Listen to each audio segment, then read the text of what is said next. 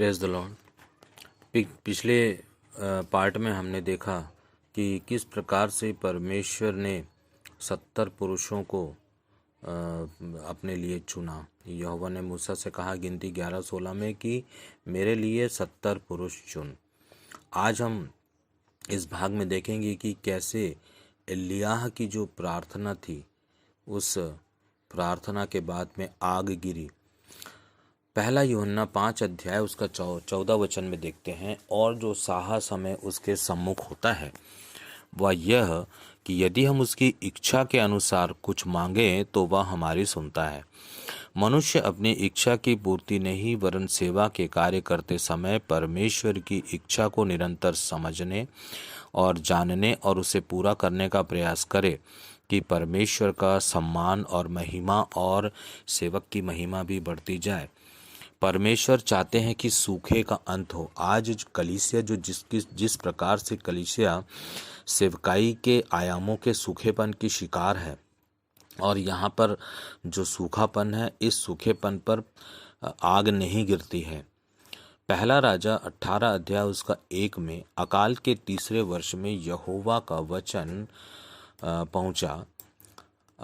यहाँ पर यह लिखता है कि जा अपने आप को आहाब के समक्ष उपस्थित कर और मैं भूमि पर वर्षा भेजूंगा। यह एलिय्याह के साथ एक बातचीत है और आज्ञाकारिता से एलिय्याह आहाब के समक्ष उपस्थित होने को गया। उस समय सामरिया का अकाल भयंकर हो गया था, अतः यहोवा के मार्ग के विपरीत आहाब जो था वो यहोवा के मार्ग के विपरीत चला। कलीसिया भी परमेश्वर के मार्ग के विपरीत चल रही है। ओबद्याह यहोवा का भय मानता था, वह आहाब के राज्य का प्रधान था। आहाब ने बाल नबी और अशेरा के आगे दंडवत किया, उपासना किया। उसने समस्त इजरायली राजाओं से बढ़कर यहोवा को क्रोध दिलाने का कार्य किया। इस प्रकार यहोवा का वचन एलिय्याह के पास पहुंचा और उसने आहाब से परमेश्वर का वचन को कहा।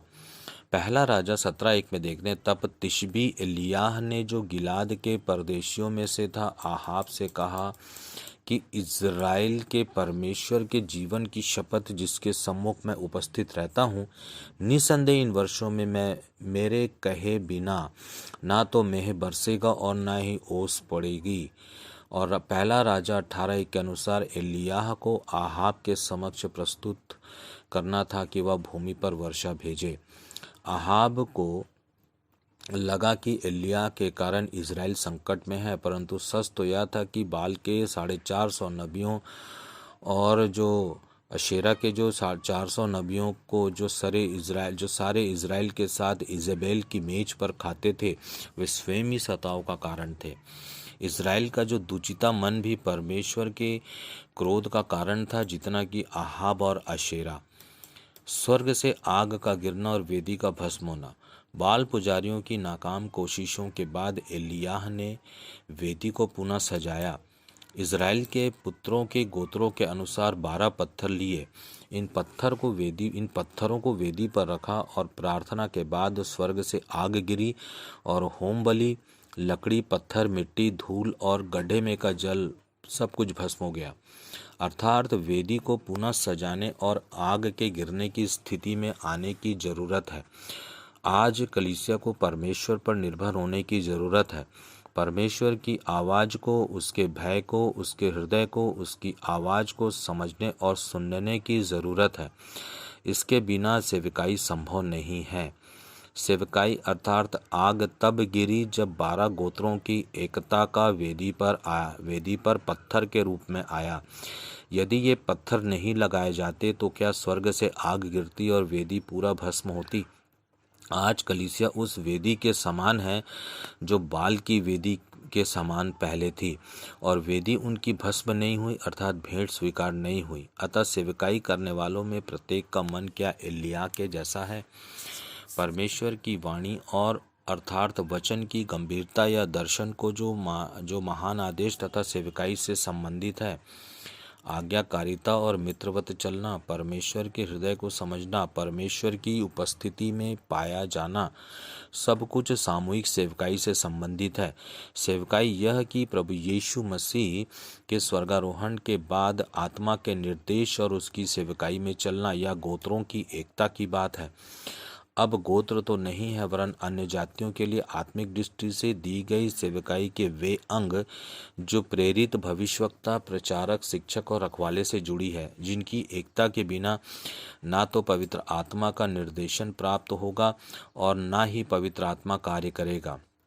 और यदि आज कोई बाइबल के शब्द के बाहर कोई पास्टर या कहे कि प्रेरितों, भविष्यवक्ताओं, प्रचारक, शिक्षक, रखवालों की ज़रूरत नहीं है, तो वह पवित्र आत्मा के विरोध में कार्य है। वेदी को छोटी छोटी लोमड़ियों ने कुचल दिया है, दाखलता की बारी नष्ट हो गई है। यहाँ हम देखते हैं कि एलिय्याह जो है वो पवित्र आत्मा की सेवकाई का प्रतिरूप है। इजरायली जो है सारे मसीह लोग जो सेवकाई से बाहर इजेबेल के पथ पर चल रहे हैं। वेदी वह समूह है जो हमारे मन की एकता को दर्शाता है। बाल का जो पुजारी है वो शैतानों की टोली है। धूल जो है वो परमेश्वर के विपरीत मन का स्वभाव है। होम बलि और लकड़ी हमारा मरा हुआ जीवन है। पानी जो है वो आत्मिक ठंडापन और रुका हुआ जल है। गड्ढा जो है कलीसिया की वर्तमान स्थिति को दर्शाता है। तीसरी बातों को देखते हैं कि यीशु मसीह के द्वारा 70 चेलों का चुना जाना। लूका 10 अध्याय उसका 1 वचन में देखते हैं कि इसके पश्चात प्रभु ने 70 अन्य व्यक्तियों को नियुक्त किया और उन्हें अपने आगे दो दो करके प्रत्येक नगर और स्थान को भेजा जहां वह स्वयं जाने पर था। यीशु ने हम सबको बैठने के लिए नहीं वरन मार्ग तैयार करने के लिए भेजा है। अब यह वह समय है कि जब हमें प्रत्येक नगर और स्थानों में जाना है। प्रेरित 1:8 जब पवित्र आत्मा तुम पर आएगा तब तुम सामर्थ्य पाओगे और यरूशलेम, सारे यहूदिया और सामरिया में, यहाँ तक कि पृथ्वी के छोर तक मेरे गवाह ठहरोगे। प्रेरितों के काम 2 अध्याय उसका 1 से 4। पेंतीकुस्त के दिन वहाँ उपस्थित लोग पवित्र आत्मा से भर गए थे। प्रेरितों के काम 2 अध्याय उसका 42 से 47 वचन में विश्वासियों की संगति और जीवन और उद्धार पाने वाले लोग जिन्हें प्रभु प्रतिदिन उनमें मिला दिया करता था, और इस प्रकार पवित्र आत्मा की सेवकाई के द्वारा यीशु हमारे साथ काम करते रहे हैं। यीशु स्वयं आत्मा के रूप में अविनाशी सुसमाचार का प्रचार करते हैं। पेंतीकुस्त के दिन पवित्र आत्मा का उतरना। क्या हम सब तैयार हैं यीशु मसीह के सेवकाई के लिए जो पवित्र आत्मा की सेवकाई है? आखिर वर्तमान कलीसिया में ऐसी कौन सी चीज़ की कमी है? तो कमी है विश्वास योग्यता की। इब्रानियों की पत्री उसका 3 अध्याय उसका 1 से 2 वचन कहता है कि जिस प्रकार यीशु परमेश्वर का विश्वास योग्य रहा, उसी प्रकार हमें भी अर्थात कलीसिया को भी इस अंत के समय पवित्र आत्मा की अधीनता में और सेवा कार्य के विश्वास योग्यता में बने रहकर यीशु के द्वितीय आगमन के लिए मार्ग को तैयार करना है। सेवा वही है, केवल पात्र बदल गए हैं। यीशु वही है। वे चाहते हैं कि कलीसिया उसी उद्धार के कार्य को आगे बढ़ाए। यीशु ने सेवा का स्थानांतरण किया है। आज भी यीशु हमारे साथ सेवा का काम करना चाहते हैं। क्या कलीसिया तैयार है? यीशु स्वर्ग में प्रार्थना भी कर रहे हैं, पर आत्मिक रूप में कलीसिया के साथ आत्मा में बने हुए भी हैं। क्या कलीसिया वेदी की मरम्मत कर भस्म होने के लिए तैयार है? क्या कलीसिया बहुआयामी सेवकाई सच्चाई के साथ करना चाहती है? प्रेरितों के काम में यदि हम देखें तो वहाँ पर 3 प्रकार की शिक्षा मसीहों को दी जाती थी। यह पवित्र आत्मा के निर्देशन में दी जाने वाली एक शक्तिशाली सेवकाई थी। पवित्र आत्मा के मिलने के बाद 3 प्रकार की शिक्षा जो थी वो अनिवार्यता से दी जाती थी। पहली थी बुनियादी शिक्षा, जिसमें पश्चाताप या मन फिराना, विश्वास, बपतिस्मा, उद्धार, हाथ रखने, पुनरुत्थान और अनंत जीवन आदि की शिक्षा। यह बुनियादी शिक्षा नए विश्वासियों के लिए होती थी कि वे बुनियादी शिक्षा में दृढ़ हो जाएं। दूसरी जो शिक्षा थी वो सैद्धांतिक शिक्षा थी।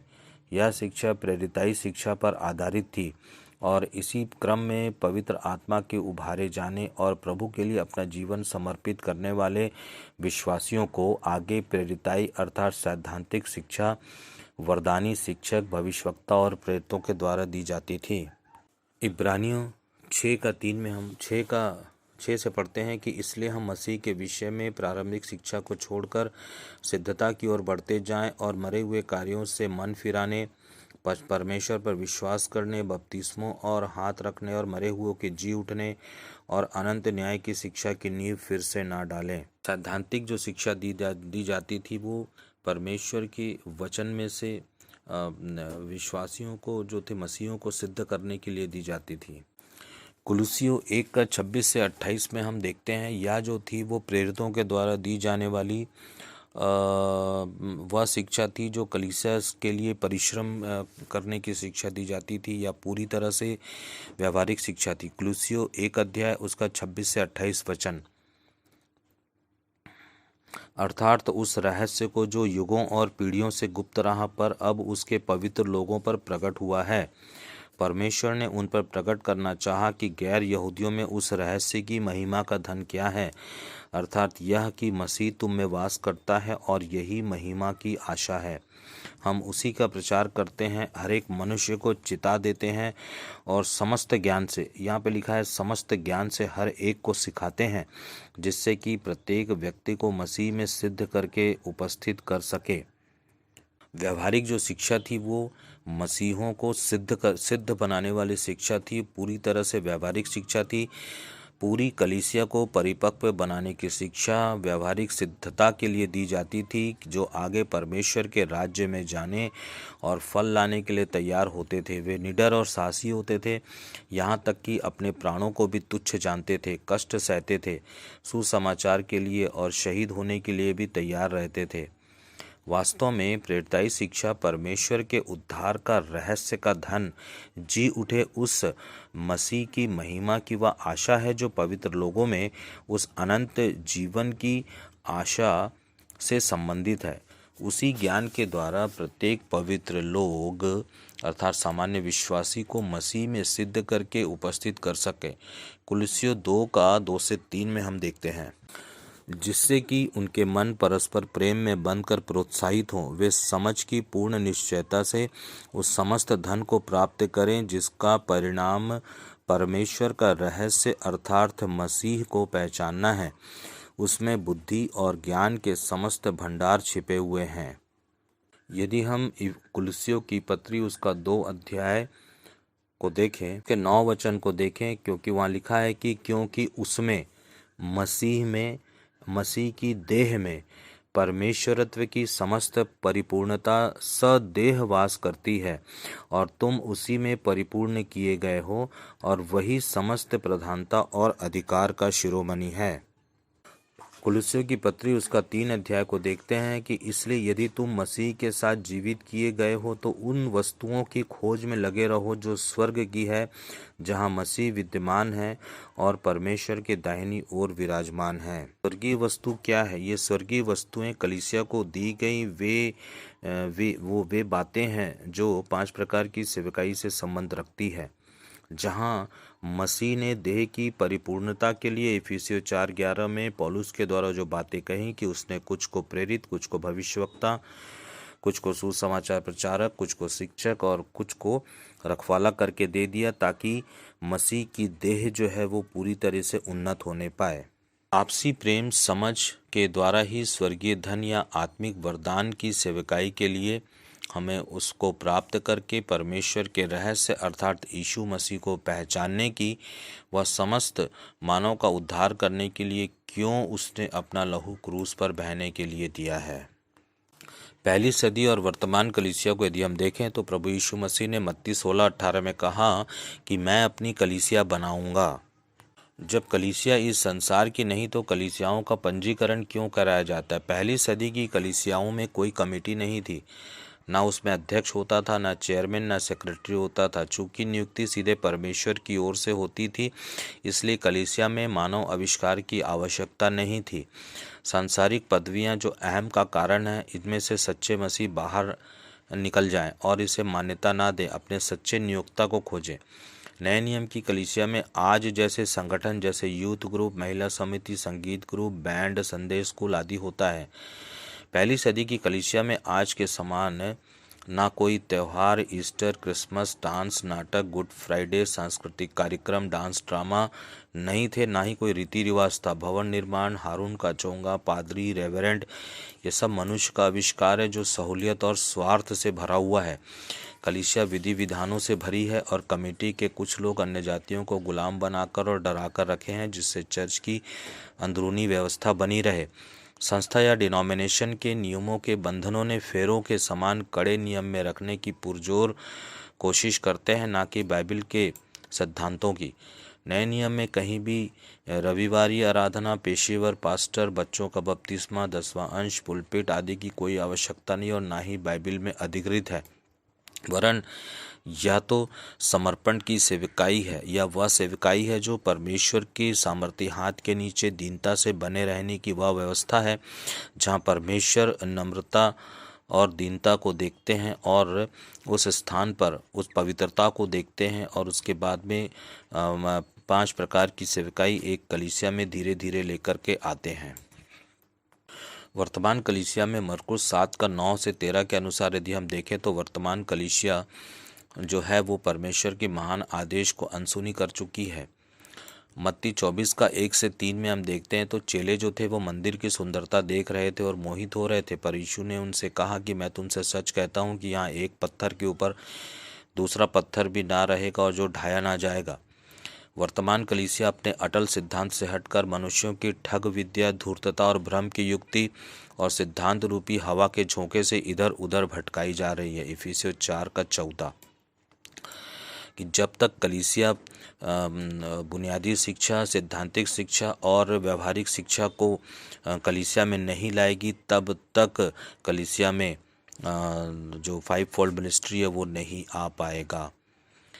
पवित्र आत्मा का सैलाब एक बार फिर से आएगा। मत्ती 24:14 के अनुसार परमेश्वर के राज्य के लिए लाखों मसीह पश्चाताप करेंगे और महान आदेश को पूरा करने के लिए अपने आप का इनकार करेंगे और पवित्र आत्मा की सामर्थ से भरकर प्रचार करेंगे। इसके पहले युवा प्राचीन बच्चे स्वप्न देखेंगे। बाइबल में यीशु की भविष्यवाणी है। प्रेरितों के अध्याय 2 में 46 वचन में एक बार फिर पवित्र आत्मा का सैलाब उबड़ेगा। 2 कुरिन्थियों 3:10 में धर्मी ठहराने वाली वाचा तेजोमय है, इसलिए 2 कुरिन्थियों 3:16 के अनुसार परंतु जब कभी उनका हृदय प्रभु की ओर फिरेगा तब पर्दा हटेगा और सत्य देखेगा कि कलीसिया में किस प्रकार की सेवकाई प्रभु यीशु मसीह ने चाहा है और हमने उस सेवकाई को उपेक्षित किया है।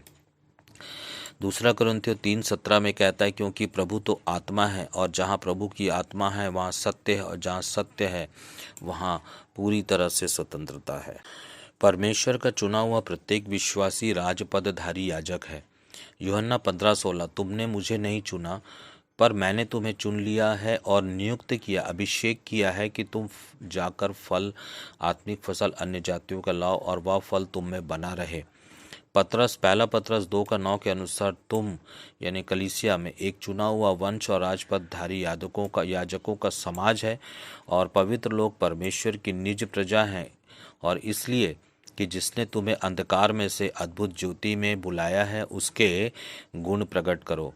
राजपदधारी याजकों का समाज क्या है? इसका उत्तर इफिसियों 4:16 में मिलता है, जिससे कि संपूर्ण देह मसीह की महिमामय देह, प्रत्येक जोड़ मेल का बंधन, आत्मा की एकता, बुलाहट का उद्देश्य, दीनता और नम्रता, एक ही विश्वास, मसीह का क्रूस अर्थात मनुष्य के छुटकारे के लिए परमेश्वर का अगापे प्रेम और हम सब में परमेश्वर की उपस्थिति इफिसियों 4:16 के अनुसार में एक साथ बंध कर और सुगठित होकर प्रत्येक अंग परमेश्वर द्वारा ठहराई गई सेवा के विभिन्न अंग प्रेरित, भविष्यवक्ता, सुसमाचार प्रचारक, शिक्षक, रखवाले, प्रबंधक, परोपकारी एवं अन्य सेवकाई के ठीक ठीक करने के द्वारा महान आदेश की पूर्ति के द्वारा सिद्धता, सेवा और मसीह के देह की उन्नति में बढ़ती चली जाती है और इस प्रकार प्रेम में स्वयं कलीसिया अर्थात मसीह की देह में परिपूर्णता अर्थात उन्नति होती है। यही हमारे लिए स्वयं को मसीह के क्रूस पर बलिदान के समान सुखदायक सुगंध परमपिता परमेश्वर को ग्रहण योग्य है। ज्योति की सहभागिता भलाई, धार्मिकता और सत्य है जहाँ अंधकार का कोई काम नहीं और इसी में पवित्र आत्मा का सम्मान है। प्रत्येक कलीसिया की यही अवस्था प्रभु की देह की समानता के अनुसार है। पहला पतरस 2:5 के अनुसार तुम भी आप जीवित पत्थरों की नाई आत्मिक घर बनते जाते हो, जिससे याजकों का पवित्र समाज बनकर ऐसे आत्मिक बलिदान चढ़ाओ जो प्रभु यीशु मसीह के द्वारा परमेश्वर को ग्रहण योग्य हो। कलीसिया वह आत्मिक शरीर है जो परमेश्वर के ही द्वारा परमेश्वर के अपने निज उद्देश्यों को पूरा करने के लिए इस पृथ्वी पर रची गई है, जिसका परम उद्देश्य स्वर्ग का राज्य और अनंत जीवन से है। कलीसिया का संबंध किसी भी व्यक्तिगत सेवक या व्यक्तिगत बातों से नहीं है। कलीसिया का प्रधान यीशु को ठहराया गया है और उद्धार मुक्ति पाए हुए लोग कलीसिया के अंग हैं तथा यह पवित्र आत्मा की सेवा के द्वारा मसीह में एक सक्रिय सहभागिता है, जिसका प्रारंभिक कार्य आराधना, आत्मिक युद्ध, संघर्ष, इफिसियों 6:15, स्वर्ग के राज्य की घोषणा, मार्ग तैयार करना, सुसमाचार सेवा तथा महान आदेशों की पूर्ति से संबंधित है। कलीसिया संसार से अलग किए लोगों का वह जन समूह है जो शारीरिक नहीं वरन आत्मिक है, जो आत्मिक संगति 2 कुरिन्थियों 13 उसका 14 के लिए है, जिस पर पवित्र आत्मा की छाप अंत के दिनों में छुटकारे के लिए दी गई है और इस पर अधोलोक के फाटक प्रबल नहीं होंगे। मत्ती 16:18 में। कलीसिया का पवित्र संबंध परमेश्वर की उपस्थिति में पाए जाने और ग्रहण योग्य होने से है। यह पवित्र लोगों का एक घराना है जो परमेश्वर का है। मसीह के आगमन पर जय पाने वाली कलीसिया बादलों पर उठा ली जाएगी। कलीसिया का उद्देश्य सत्य का प्रकाशन करना है। 1 तीमुथियुस 3:15 के अनुसार सत्य पर चलने के लिए प्रोत्साहित करना, पवित्र आत्मा के अधीनता में सेवकाई के विभिन्न आयामों के अंतर्गत विभिन्न कार्यों को करना, परमेश्वर की जीवित वचन से लैस अंधकारमय संसार की शक्तियों पर जय पाना और जीवित आत्मिक बलिदान को सुखदायी सुगंध के समान परमेश्वर को अर्पित करना है। 2 कुरिन्थियों 11:2 के अनुसार कलीसिया मसीह की दुल्हन है। रोमियो 12 उसका 5 उसका 7 कलीसिया एक आत्मिक सेवकाई है जो पवित्र आत्मा के द्वारा वरदानों के माध्यम से सेवा करती है। कलीसिया सत्य का स्तंभ तथा भूमि है। 1 तीमुथियुस 3:15 के अनुसार कलीसिया सत्य का स्तंभ तथा भूमि है जहाँ झूठ का कोई स्थान नहीं है। कलीसिया एक सेना है जो आत्मिक युद्ध में आत्मा की तलवार व सामर्थ्य के साथ में लड़ाई करती है। इफिसियों 6:17 के अनुसार ये लोगों को शैतान के चंगुल से छुड़ाती है। कलीसिया रोपण में अंगों का महत्व है। जैसे एक हाथ केवल एक ही उंगली से कार्य नहीं कर सकती, उसी प्रकार कलीसिया रूपी देह को उन्नत होने के लिए इन सेवकाइयों में आना बहुत ही ज़रूरी है। यदि कलीसिया में 5 में से केवल 3 वरदान दिख रही है तो अन्य 2 वरदान पिता से मांगे। अब तक तुमने मेरे नाम से कुछ नहीं मांगा। यूहन्ना 16:24 में कहता है कि अब तक तुमने मेरे नाम से कुछ नहीं मांगा। यहाँ पर लोग इसका गलत अर्थ लगाते हैं और यह कहते हैं कि सांसारिक वस्तुओं के बारे में है, परंतु यह जो यूहन्ना 16 उसका 24 जो है वो वरदान से संबंधित है। इफिसियों 4 उसका 11 जब तक कलीसिया में प्रेम रूपी भेंट सदृश 5 सेवकाइयाँ हैं तब तक नए झुंड तैयार होते रहते हैं। कलीसिया में यदि किसी वरदान 1 कुरिन्थियों 12 का 28 यदि नहीं प्रकट हो रहा है तो वहाँ पर 1 कुरिन्थियों 12 उसके 31 में कहता है कि तुम बड़े से बड़े वरदानों के धुन में रहो। हम संक्षेप में एक बार फिर से देख लें कि प्रेरित क्या है। प्रेरित पौलुस के समान प्रेरित घर बार छोड़कर प्रचार, शिक्षा तथा विभिन्न साधनों के द्वारा कलीसिया रोपण में लगे रहते हैं। 1 कुरिन्थियों 12 उसका 27-28 के अनुसार ये एक ऐसे संदेशवाहक हैं जो स्थानीय अगुवे के तैयार होते ही दूसरी जगह चले जाते हैं और नई कलीसिया के निर्माण में लग जाते हैं। वे भविष्यवक्ताओं के साथ लगातार काम करते रहते हैं। भविष्यवक्ता ये उन बातों को प्रकट करते हैं जिनकी प्रेरणा परमेश्वर से मिलती है। ये खरा वचन बोलने में विश्वास रखते हैं। इन्हें कलीसिया में प्रथम बोलने का अधिकार है।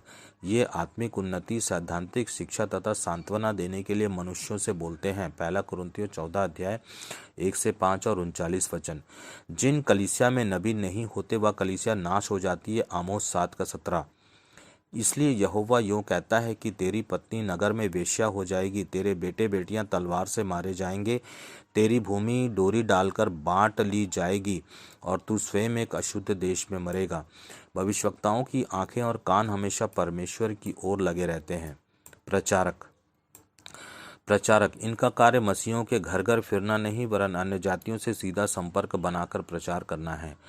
प्रचारक का काम व्यक्तिगत संपर्क बनाना है। जहाँ प्रचार नहीं किया गया वहीं प्रचार कर फसल बटोरना है। रोमियो की पत्री उसका 15 अध्याय 20 वचन के अनुसार सुसमाचार प्रचारक का कार्य प्रचार करना और जो कोई विश्वास करे उन्हें बपतिस्मा देना और चेले बनाना है।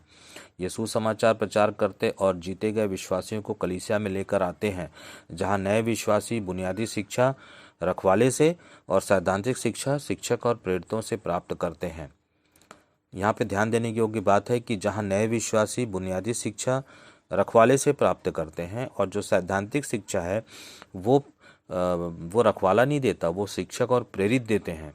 और अंत में जब ये सैद्धांतिक शिक्षा में पूरी तरह से सैद्धांतिक शिक्षा में पूर्ण हो जाते हैं, तब इन्हें प्रेरितों के द्वारा और शिक्षकों के द्वारा व्यवहारिक शिक्षा दी जाती है, जहाँ पर एक रखवाला भी इन्हें शिक्षा देता है।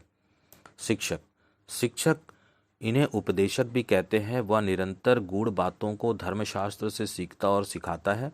वह मसीह में स्थिर रहना सिखाता है। 2 यूहन्ना 1:9। शिक्षक पानी के उस स्रोत के समान होता है। वह गहराई से शिक्षा देता है। वह वृक्ष कभी नहीं सूखता जिसे बहते पानी के स्रोत के पास लगाया गया है। भजन संहिता 1:3। इफिसियों 4:12 के अनुसार शिक्षक वचन को समझाते हैं और घोषणा करते हैं, जिससे कि मसीह की देह उन्नति पाए। इनका काम पवित्र आत्मा की मदद के द्वारा विश्वास योग्य रहकर सुसमाचार की रखवाली करना है। 2 तीमुथियुस 1 अध्याय उसका 11-14। इनका लक्ष्य यह है कि ये सब शुद्ध मन और अच्छे विवेक और कपट रहित विश्वास से प्रेम उत्पन्न हो।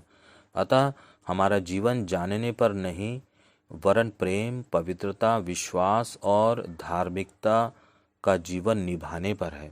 रखवाला, जिसे आजकल पास्टर कहते हैं।